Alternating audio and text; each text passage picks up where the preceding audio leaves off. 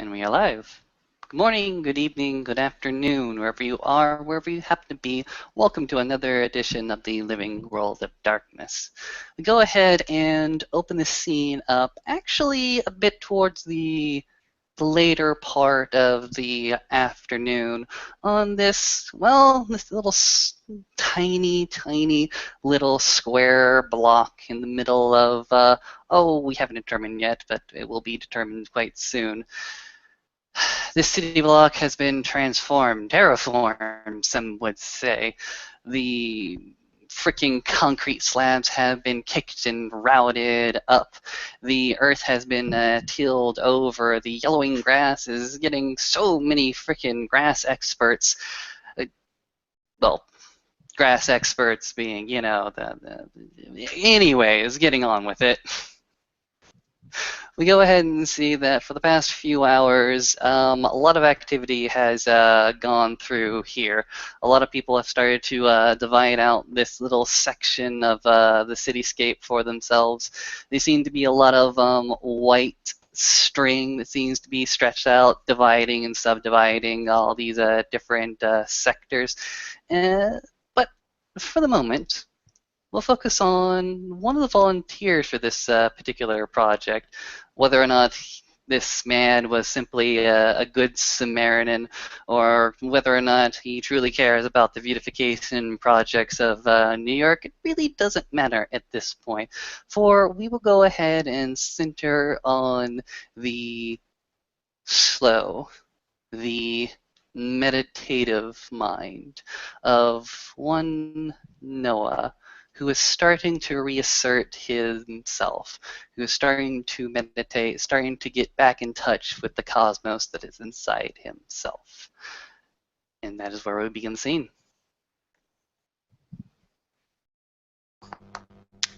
All right. Noah, after helping out,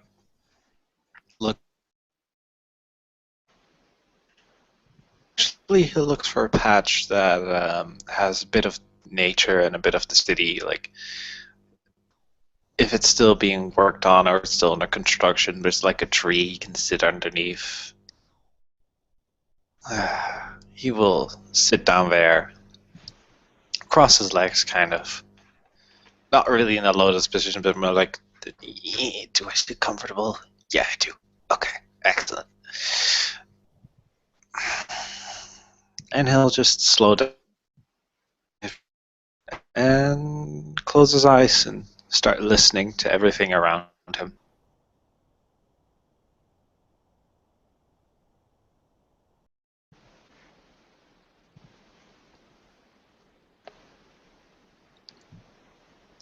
Yeah, that's what he does.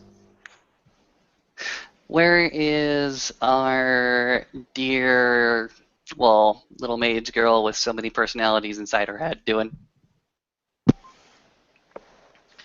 Well, this little mage girl with so many, well, she only has one personality that's active. The others are sleeping. Duh. And, she is currently, going back to this place where she was with the many worker drones working. Because she stated that these worker drones are inefficient and could be more effective if they were spread out over a larger area so that they wouldn't be in each other's way. So, as she found herself in this strange learning hive full of young children,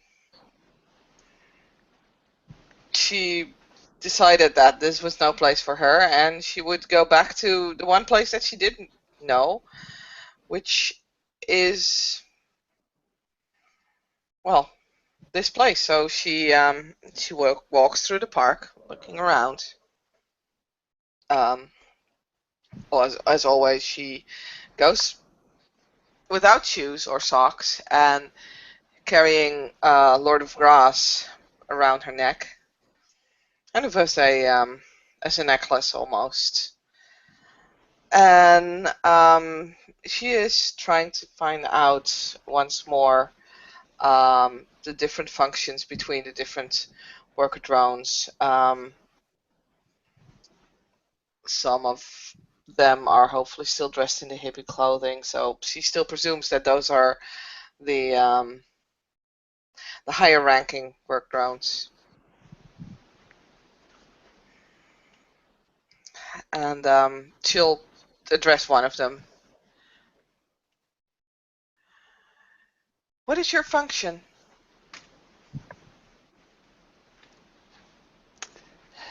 Now I gotta go ahead and do the function, man. Yeah.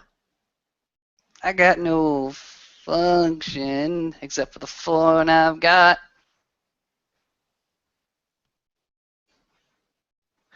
If you are without function, then there is no reason for you to be active. Oh man, why you gotta be so harsh? Not harsh.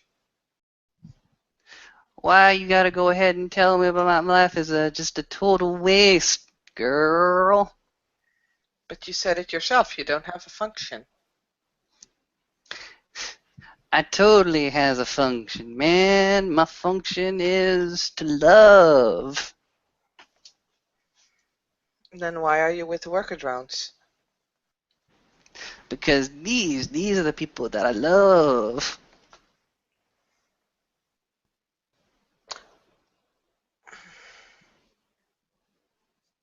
Worker drones don't need love, they need to be working. That's their function. Hippie goes ahead and shakes his head. Man, all your talk about like drones and worker is really harsh and my mellow. What is a mellow? Describe mellow. From overhead, you hear a very, very distressed young woman go, Jimmy, stop playing with that girl. You know she's not right.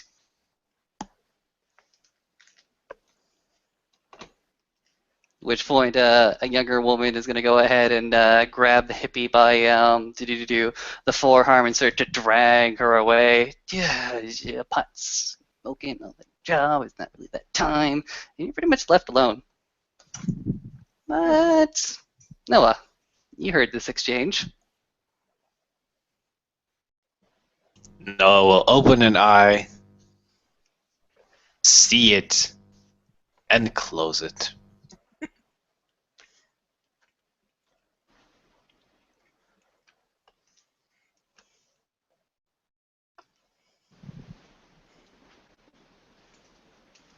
Not my monkey, not my problem. Is that a screwdriver?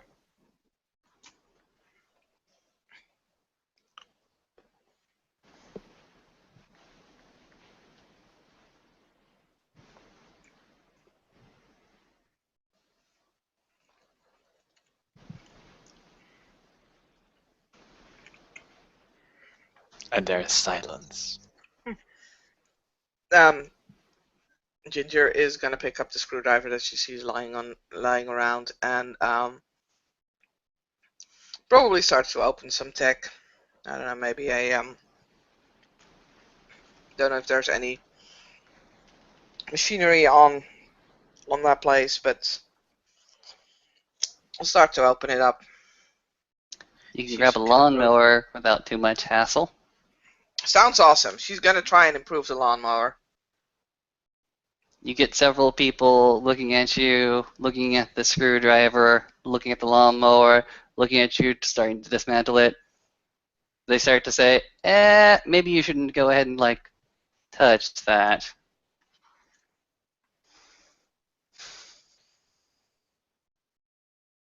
Oh, okay.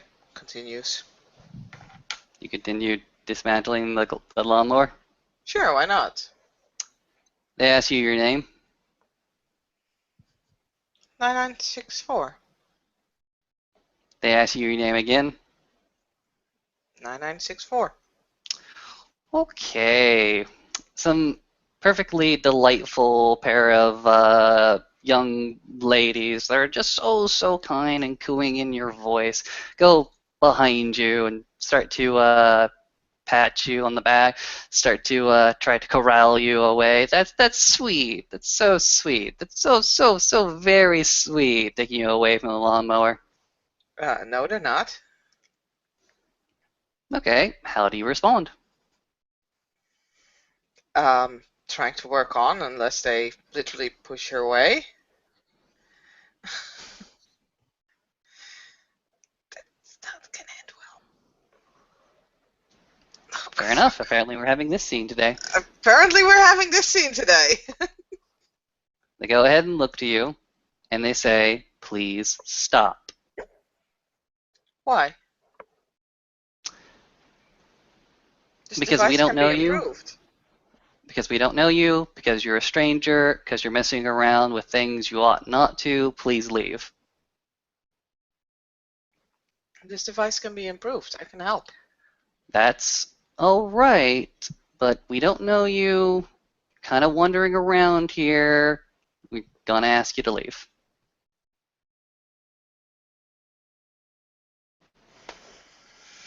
I don't want it to be that kind of scene. God damn it. You have two young ladies that are just talking to you very kindly, very bluntly, asking you to leave.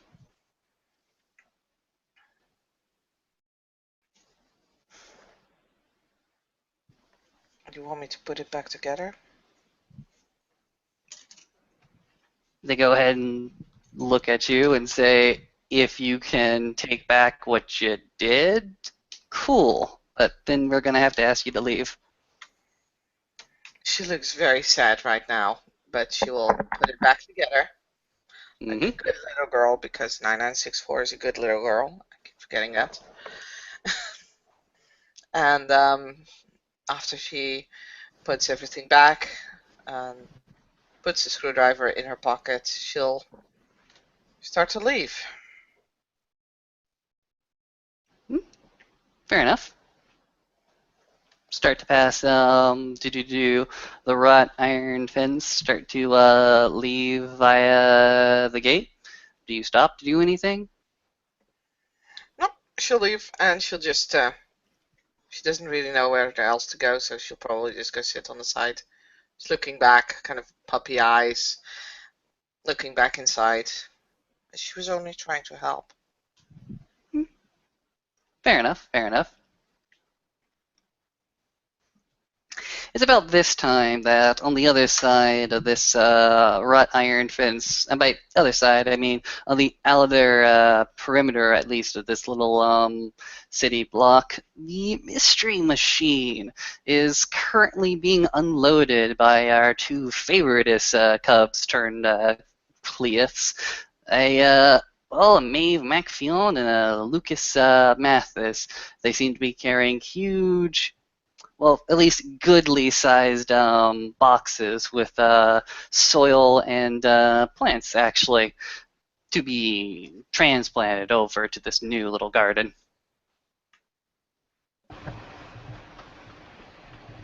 Good Maeve is excitedly helping and probably very carefully getting the pallets of plants out onto the sidewalk, where they're easier to pick up and move inside without jostling anything together. Fair enough.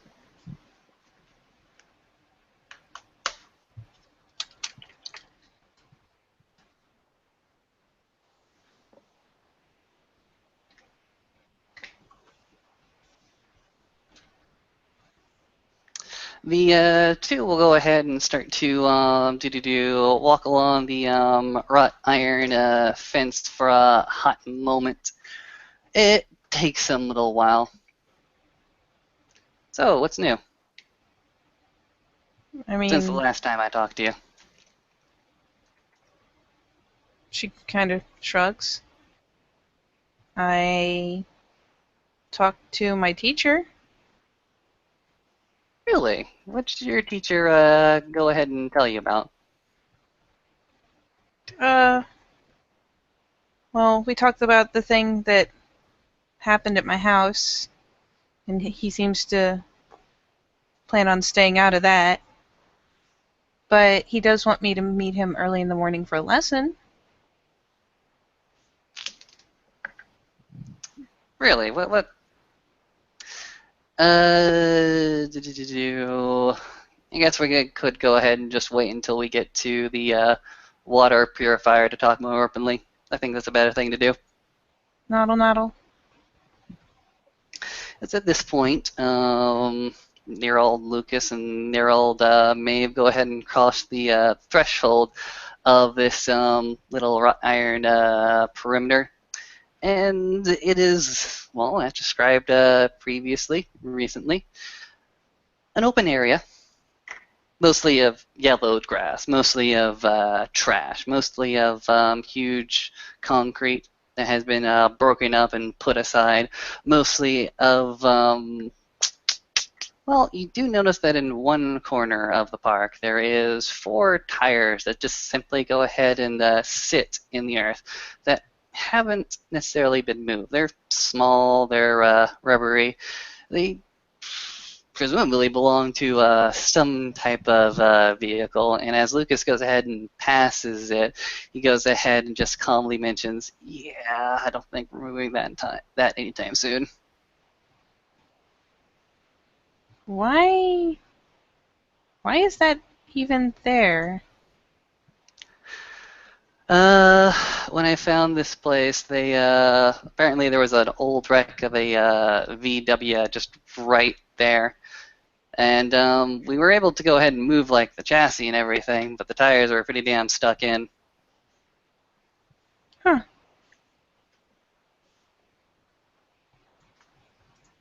In any case, he goes ahead and gestures to one side of the park. This is kind of what I got planned for your stuff behind me. I got some stuff from the conservatory that I can always go ahead and transplant, but what do you think of it? I think it's a lot bigger than anything else I've done, so we could probably use all the extra plants we can get. As long as it's not too structured, it should be good. Okay, fair enough, fair enough. What do you think would be improved? What kind of plants do we need here? And she'll kind of wrinkle her nose a little and look around, scrunch it. How much is left as far as like trees and things go? Okay, most of this block is mostly this yellow prairie kind of grass. There are a few larger trees, like trees that have been there for a few decades, and you can see they're starting to plant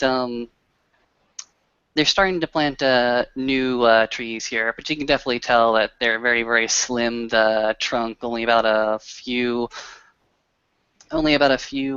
centimeters across. 10 is way too much.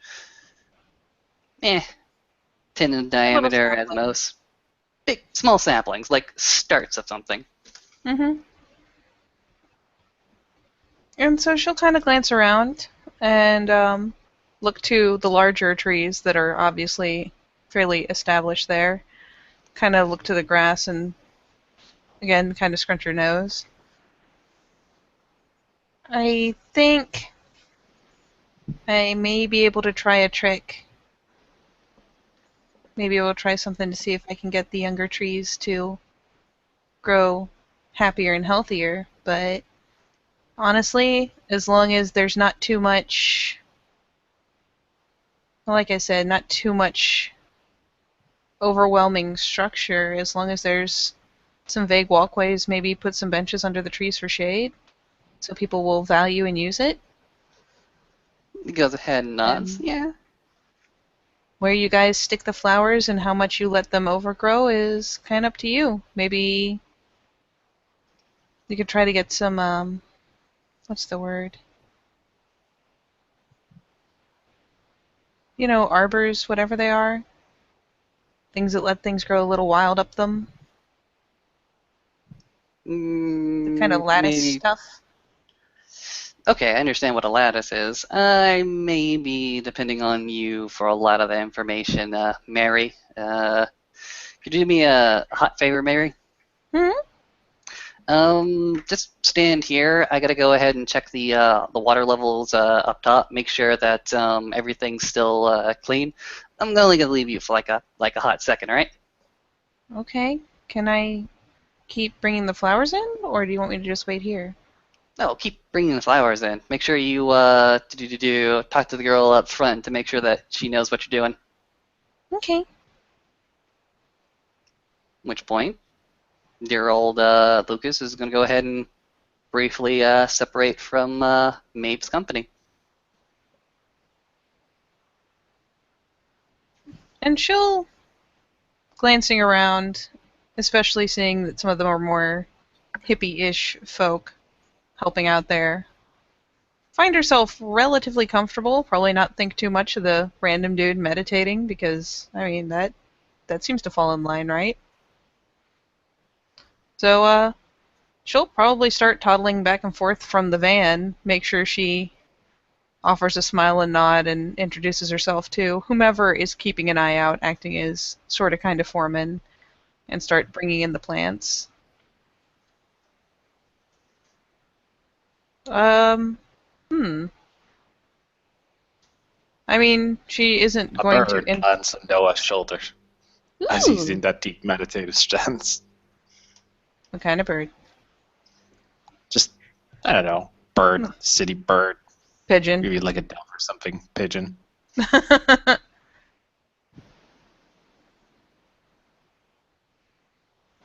And, Maeve will certainly be intrigued. And, try not to get caught, like, just outright kind of staring and thinking, but will, take glances over as she goes back and forth with her loads of plants. Way too many plants. She probably filled up the van with them if Lucas let her.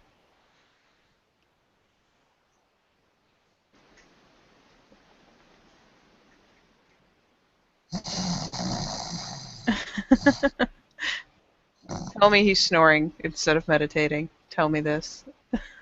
Yes. Is he really? He was in such a deep meditative trance that he fell asleep. That seems legit. So after her next load of flowers, she'll kind of glance over and quirk a brow, and hearing the kind of snuffling, not really quite snoring, she'll smirk and probably first distract the bird by casting down a bit of bird feed she has in her pockets because, yeah, she's a weirdo like that. And then kind of lightly touch the guy on the shoulder and be like, "Hey, you awake?" So, What? shakes himself awake. Oh. Did I fall asleep? And she suppresses her smile as much as she can, but is still probably grinning a bit and nods. Ugh. Did not mean to do that. No? And I'm assuming since he's been helping out, there's telltale, like, dirt and smudges and stuff on his hands and on his shoes. Yep. So, yeah, she'll kind of shrug and go, "Well, I mean, it looks like it's been a long day."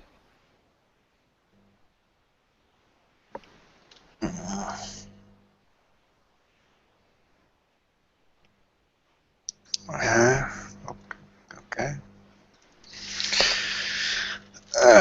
I'm. Is the break already over, or what? She'll kind of glance back to the rest of the group to see if they've gotten back into motion again or they're still all just kind of lingering and loitering. They found some nice shade. No, it looks like you're still good. Alright. Alright. And he'll nod softly. All right.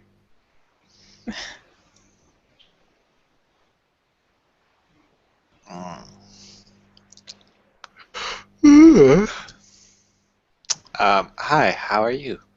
Oh, sorry. Hi. I'm, Mary.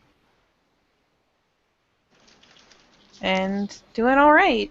Pretty happy to bring in the flowers finally. All right, all right, all right. My name is Noah. Hey Noah, sorry to interrupt your nap. You just didn't look like that was exactly what you were going for, so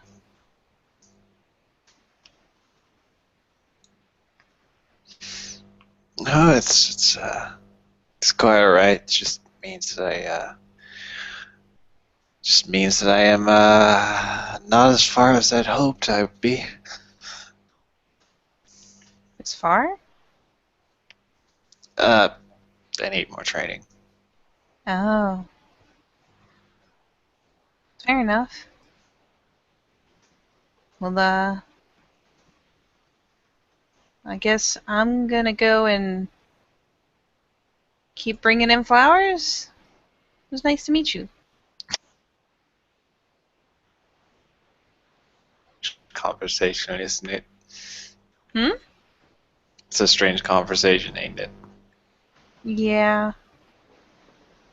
Seems. Well, that's alright. Yeah, sorry, I don't really get out much. Well, what do you do? Recently, mostly gardening.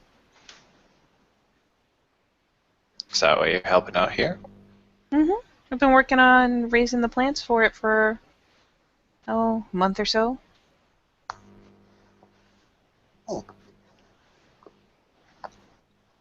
Alright. Pretty cool. Mm-hmm. I just move around stuff. Sorry, say again? I just move around stuff and come here from time to time. This place seems to calm you down. Well, that's kind of the goal. Kind of nice that it can do it before it's even really put together.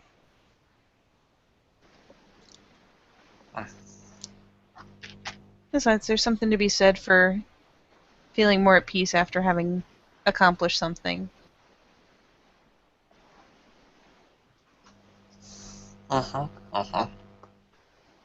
Inner peace. As he makes this the cat sign weird thingy majig. Okay. It's obviously meant as a joke. When he does the weird hand sign, she kind of like cants her head a little bit, but snickers. I guess. Oh, the Kung Fu Panda thing. She looks a little perplexed. What? Kung Fu Panda thing. Kung Fu Panda? Well, you've never seen Kung Fu Panda before? She shakes her head a bit. Nope. Oh, girl, you are missing out. I don't watch a lot of TV. Well, I'll tell you what, if you do get a chance to watch the Kung Fu Panda, I do recommend watching them because they're pretty fun. I'll see if one of my friends can get a hold of it for me. All right. Oh, my apologies. All right. So, yeah. I guess I'll go do the thing instead of hovering like a weirdo. All right. You go and do your thing, Mary. And she'll kind of grin and bob her head politely and kind of back a step or two and then turn and head for the van again because more flowers. All right. It's About the second trip that you're bringing in stuff, did you go ahead and notice that Lucas over there is gesturing? Hey, okay, got it. Go ahead and give those to Anne over there for a hot second, and I got something to show you. Okay. And she'll kind of pass off her current armful and, smile and mutter, token thanks to the person who takes it off her hands and trot over to join Lucas. All right. Lucas is going to go ahead and take you by the hand and start to lead you towards one of the perimeter of this particular city block that ends in a strict brick wall that is definitely adjacent to a few buildings. And on this brick wall is attached the stereotypical fire escape and roof access that he's going to go ahead and unlock really quickly and start walking you up there. When you go ahead and finally get to the roof, there is a simple card table there, a few folding seats, and a water tower. A water tower that is quite big. Seems to be connected to a hose, which goes ahead and connects to a smaller capsule, little tank actually, to be quite precise. One side of glass, which has different layers of stuff on it. On the top layer, you can see the dirty, muddy, disgusting water that is obviously coming from the big-ass water tank. And then you can see gradual layers of coarse gravel, fine sand, finer sand, what looks to be like charcoal down towards the bottom of it, and just sheets of other fabrics. Eventually, towards the end of that smaller tank, there seems to be a hose that connects to, just a faucet where Lucas goes ahead and takes a few mason jars, fills them up, puts them on the table. All right. Whew. So, he goes ahead and jerks his thumb towards the tank. What do you think of it? She'll take a minute to investigate this filtration system. Obviously not knowledgeable, so much as curious. And by the time she turns back around, she'll grin and be like, "That's pretty neat. Did you do that?" Me and a few people, yeah. Wanted to know if we were producing enough water for the gardens down there, to be quite honest. I mean, she's gonna look up at the water tower. How is it filling? Rainwater and tap water around here. The tap water around here is not potable, at all. It's really disgusting. That brown stuff, that comes straight from some of these guys' faucets. Ugh. Yeah. Well, I see why the block was abandoned then. That's kind of gross. Yeah. Kind of gross. She'll look more doubtfully at the bottles that he or the mason jars he's filled up. And that stuff's drinkable? Yeah, that stuff's good. That stuff's clean.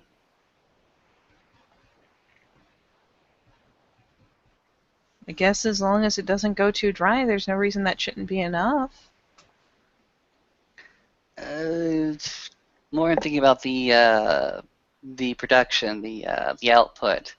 I mean, if we want a proper irrigation system, we got to make sure that we got enough clean water flowing through this entire system, and I want to make sure that the output of the tank, he goes ahead and taps on the glass, is enough to satisfy the entire garden. I mean, if it isn't, we can always go ahead and subdivide it, give more priority to some of the wetter greens or something like that. I don't know. No, I mean,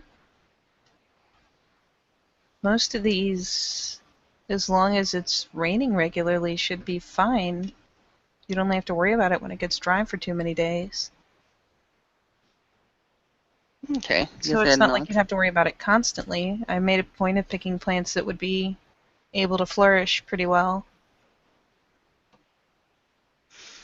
So what you're saying, if we have a secondary tank that just goes ahead and fills for a few days, and then use it, dump it into the gardens when it's particularly dry patch, everything will be alright? I think so. I mean, I've never really done anything on this scale.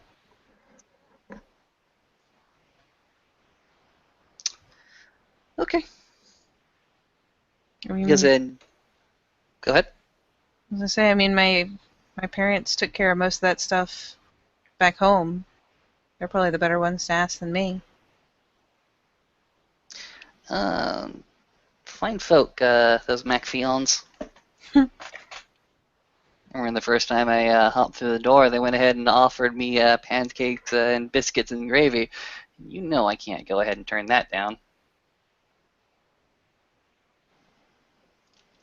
And she takes up a sheepish look and kind of shrugs in a dismissive fashion. I mean, that's what you do. Well, goes ahead and gestures, and so when you say that's normal to you, then awesome. You're quadruply blessed. That's proper hospitality.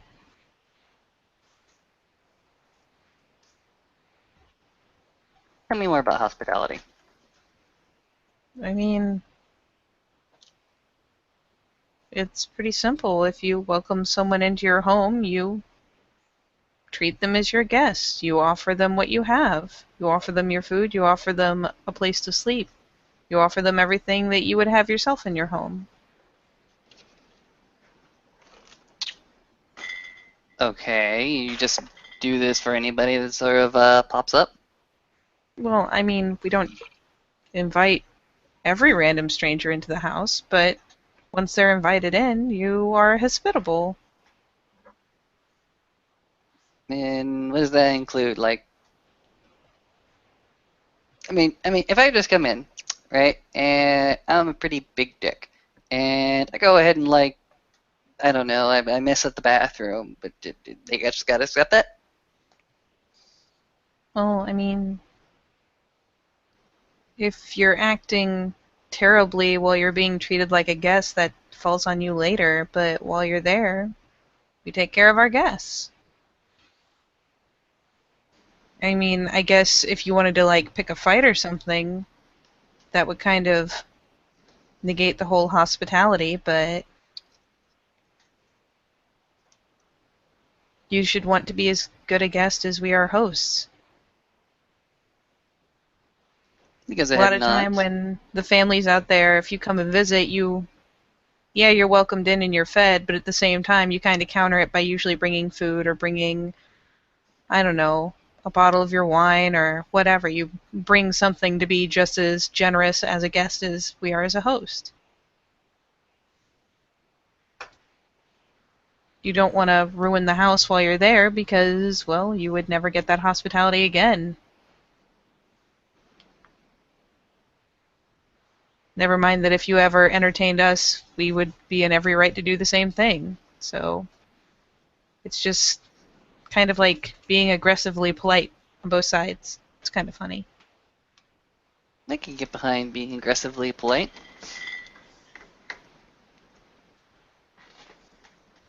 I mean, have you ever... She kind of glances around and knits her brow. I mean, have you ever spent any time with my grumpy uncle? Has he ever invited you into his home? Didn't see your uncle. I mean the one where we live. Blink. Chases. No, I haven't really been invited in by him. Well, he does the same thing. He welcomes you in. Usually he feeds you, gives you a drink, sits with you in Hamid. Does the whole thing.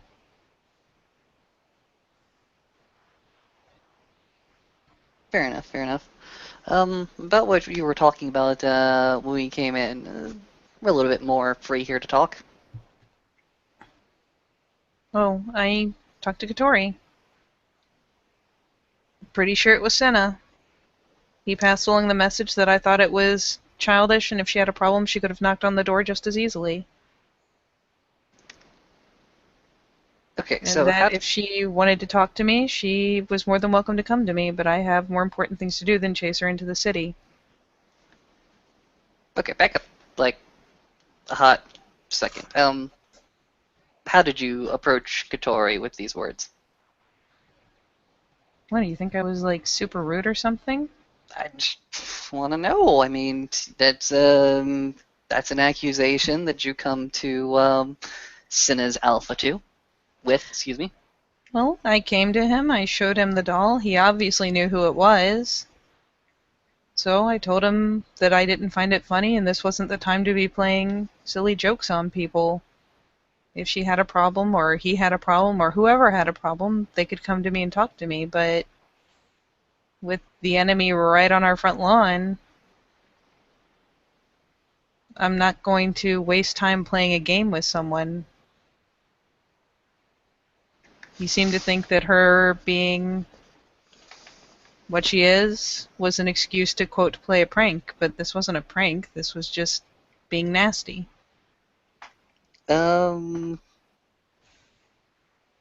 Sit down for me, please. Plops.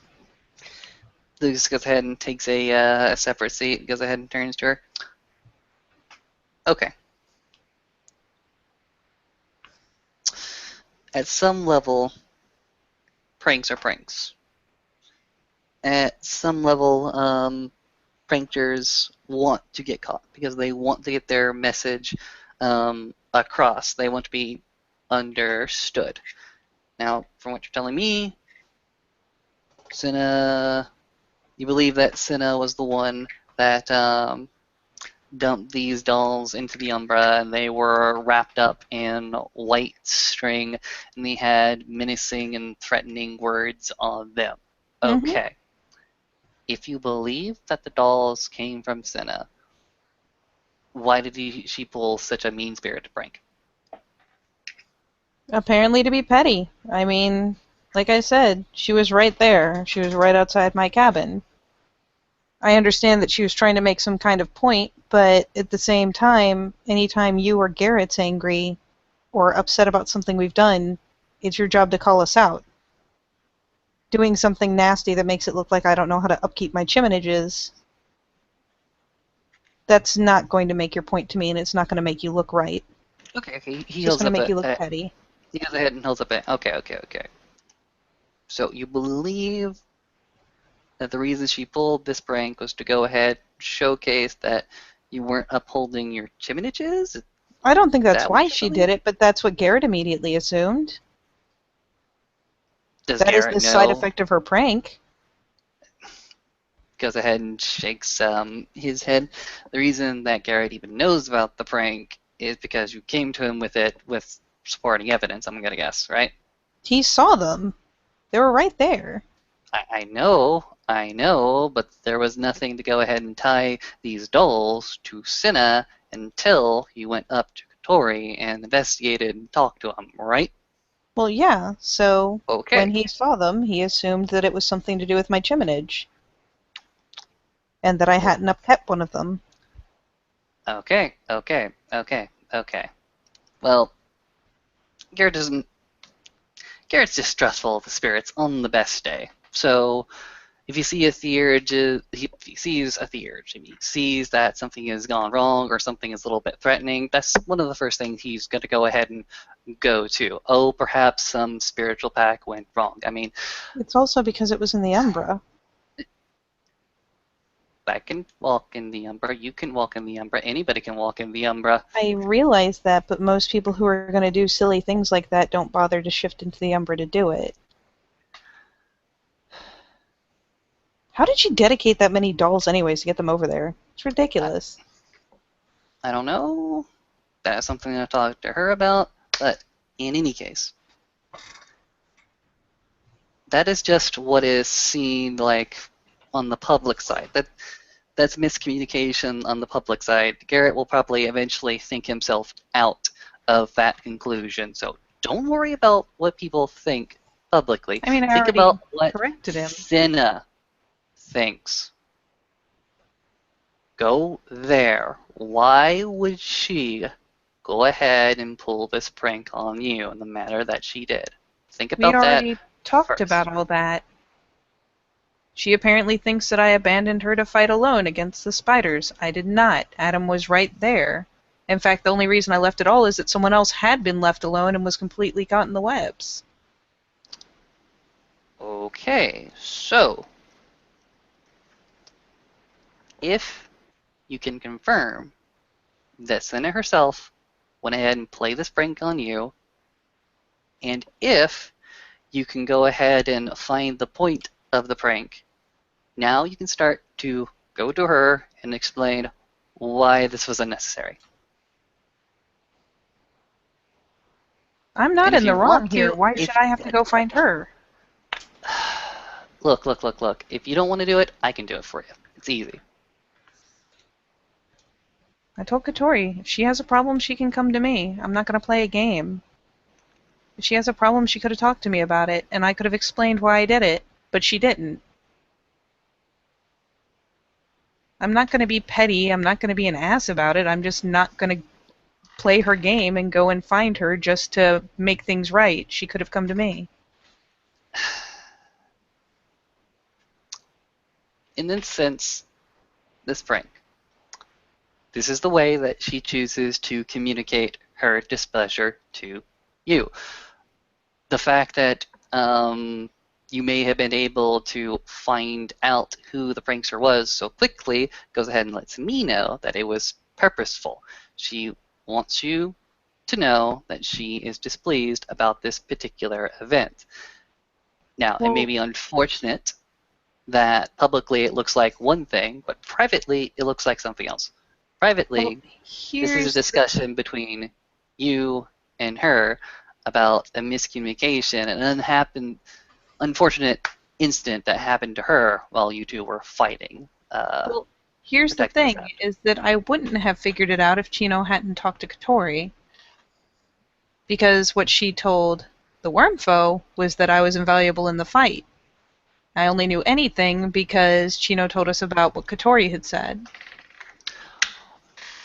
So if Chino hadn't opened his mouth, I wouldn't have even been able to figure out what the hell the dolls were about. Just that someone thought it was cute to leave a bunch of dolls in the Umbro bar in my cabin. That is just you having your ears open and being able to investigate and make the logical leaps. This is a part of the prankster being found out. I mean, what in the world did Chino and Katori even talk about that led him to believe this? Was Senna very, very open with her prank with her packmates? Because I gotta tell you that if I wanted to pull something really freaking sly, I didn't tell nobody about it. I don't think she told anyone he could smell her on it. You can cover that, believe me.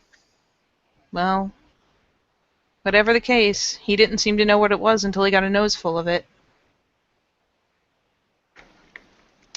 And even then he was trying to hide it. Katori smelling the doll? Or the hair? Smelling the doll. He tried to hide his reaction, but I tend to catch that stuff.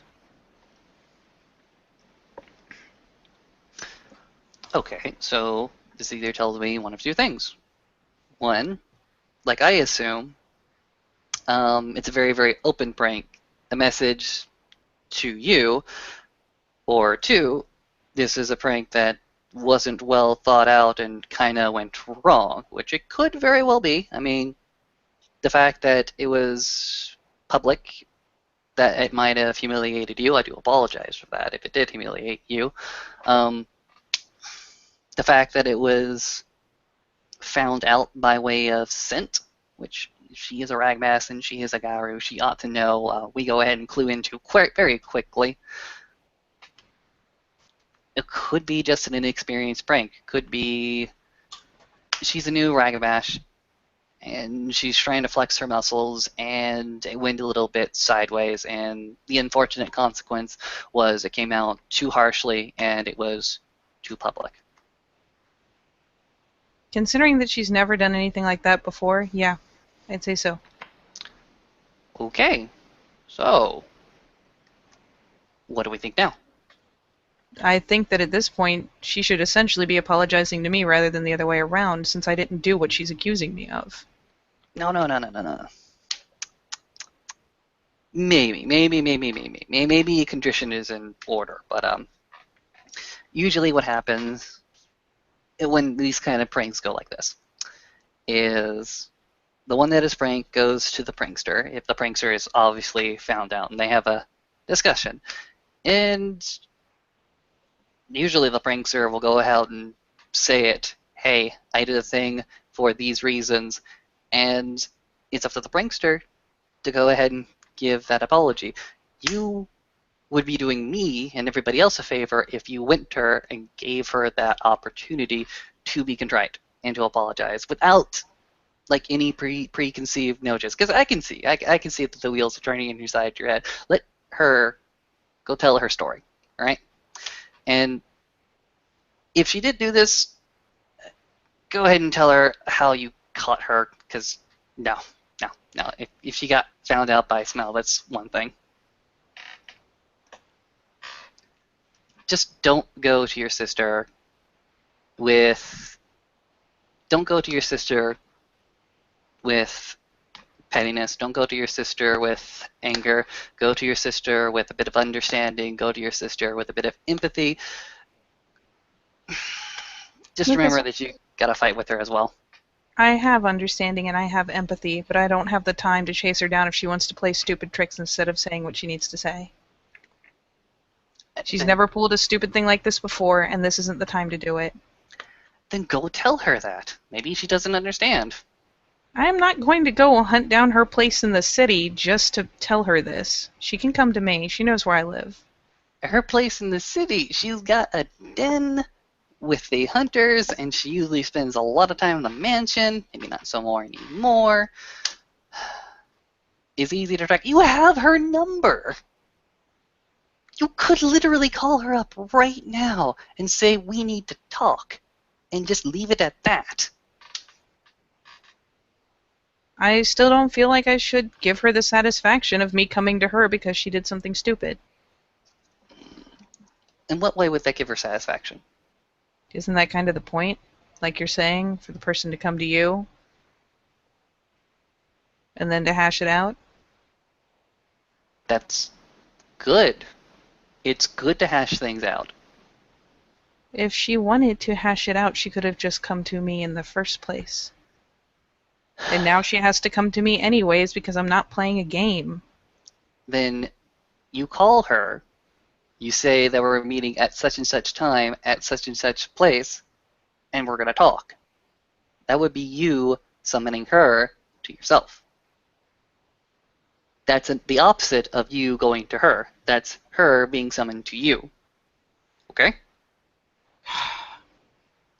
Fine, but it still seems like a stupid, petty thing to have done in the first place.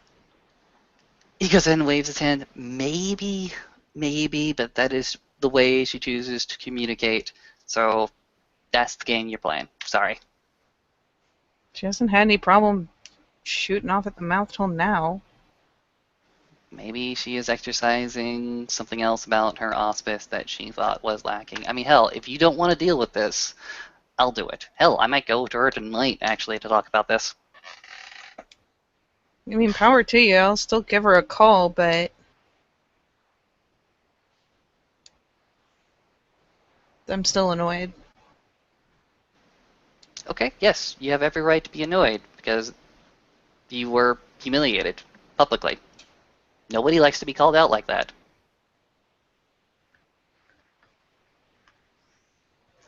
Your anger is valid, but please don't use it. Understand I'm it not. and accept it. Just work it out, okay? Your two are freaking sisters, as far as Gaia is concerned. That's not... I wasn't planning to do anything. I don't do that. Okay. Just, I had to address the elephant in the room. I mean, it's totally valid for you to be angry and insulted by something that public. And I am. feel angry and insulted as well. But I don't lash out like that. Good. Awesome. I'll try not to include that in one of my mini rants anymore.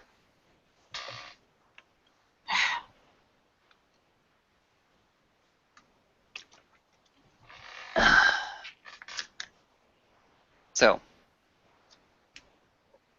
the white thread, the dolls, the words of Yep. abandonment. What do you think she's going through? I know what she's going through. I went through the same thing. Mm-hmm.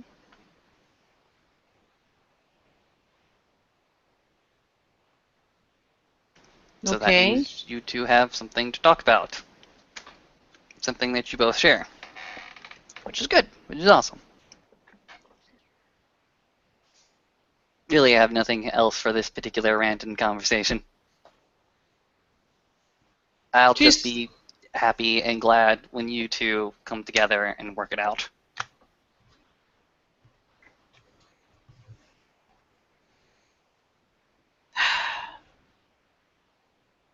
I'd probably be less annoyed if she spent any time with us after becoming a Cleath, but she hasn't. So, Maeve, you know that's not her way. That's never been her way. she just kind of shakes her head. You'd think she'd care? Maybe.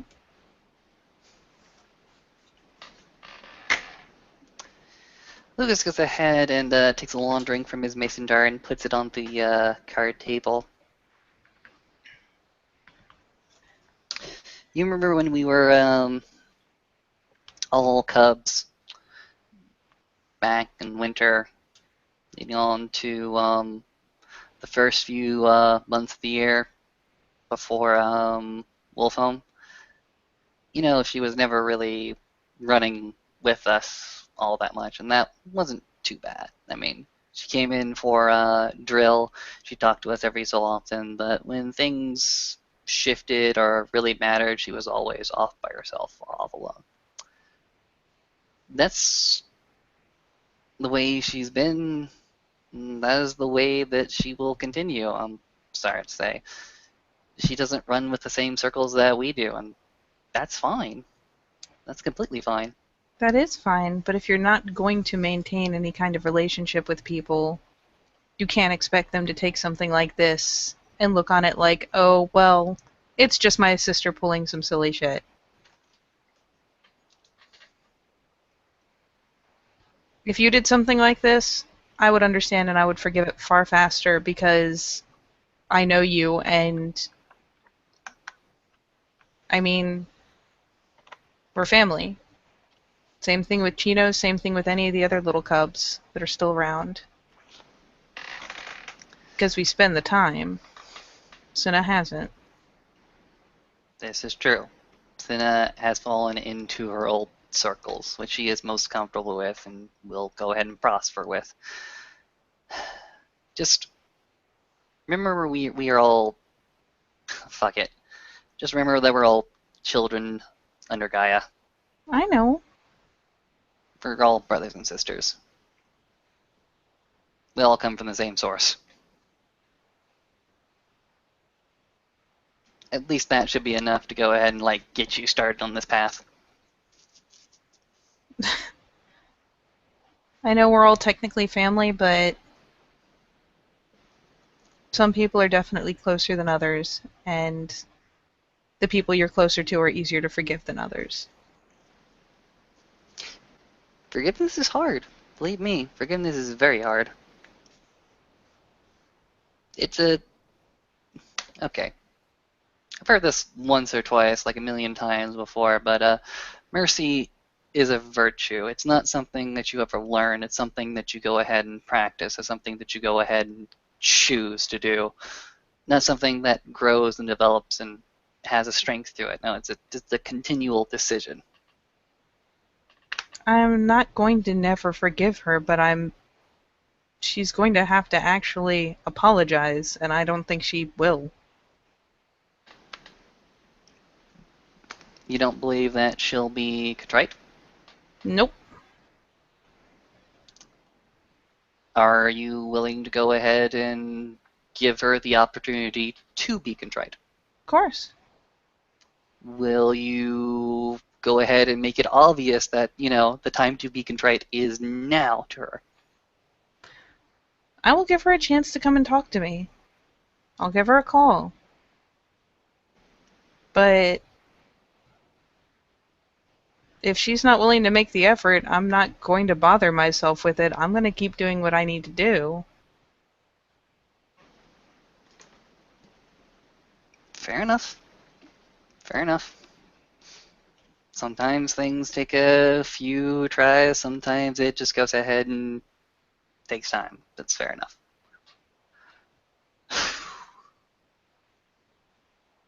I think you're worried I'm going to do way more than I'm going to do.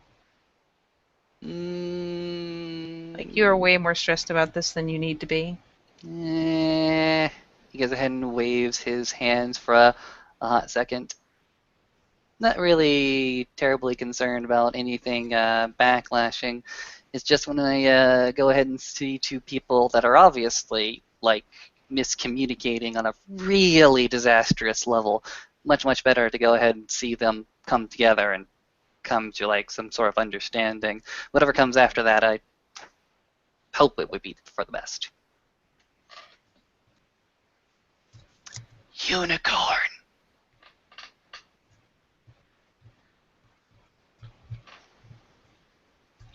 She just kind of quirks her brow at him.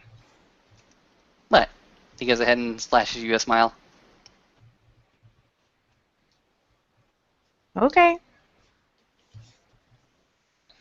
I mean, I won't say I'm not pissed, but I'm not going to be petty. Yay! You can be pissed. You can totally be pissed. Just try not to be petty.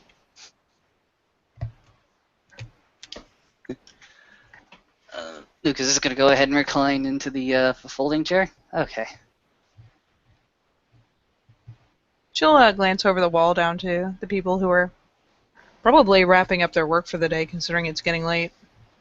Oh yeah, absolutely. They're starting to put away their spades, their shovels, all the other wonderful hunky horse shit.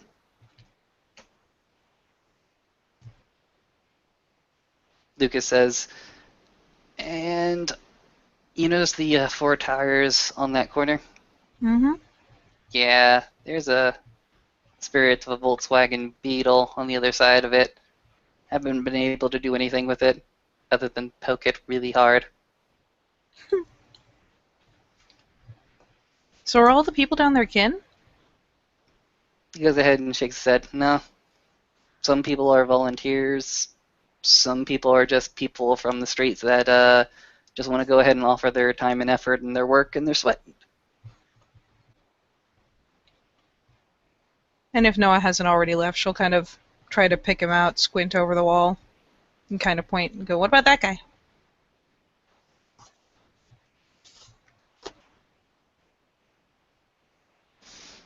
He goes ahead and peers over.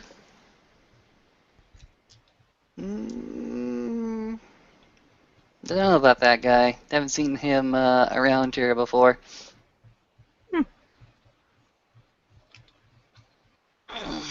Well, he didn't get wigged out. He was pretty nice. Fair enough.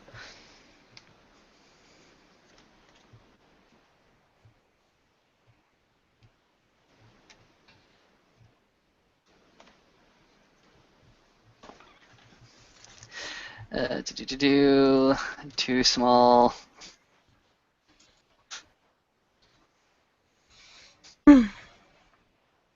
Well, the plants are in.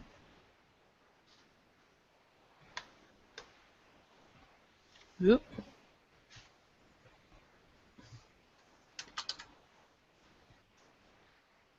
So now what? Don't really know. I mean, you want to go back? Do you want to do something else while we're out here? We could go ahead and take a trip over to Jamaica Bay for a hot second and see what's around there. Oh, that place should be wild as all heck. Okay.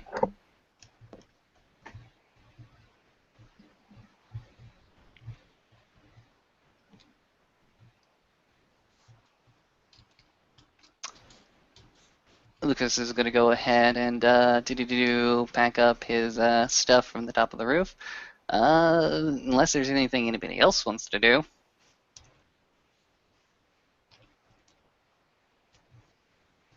I have no idea.